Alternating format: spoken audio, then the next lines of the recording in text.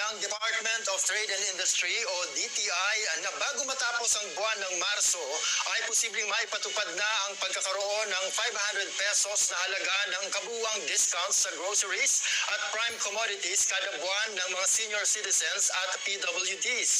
Kabilang sa sakop ng discounts ang mga basic goods gaya ng bigas, corn, meat, isda, manok, itlog, cooking oil, asukal, gulay, prutas at iba pa. Sa susunod na buwan, inaasahan ng ilalabas ang isang interagency circular. Kaugnay nito, partikular na ang Department of Agriculture, DTI at Department of Energy. Guys, malaking diskwento na sa mga groceries, mga senior citizens.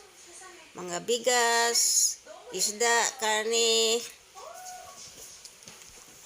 kape, gatas, asukal, at marami pang iba. Kaya pag kayo na malingki, malaking discount na mabawas, 500. At di pa matapos ang buwan ng Marso, mabil na to sa mga senior citizens.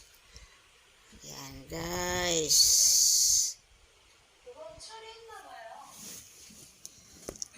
Yan guys, magandang balita to para sa ating lahat mga senior citizens. Kaya di na tayo maghihirap. Kahit konti, mabawas-bawasan din ang mga gastusin. Yan guys. Yan lang guys, pag ngayon. Okay guys. Thank you for watching. Don't forget to like and subscribe my channel.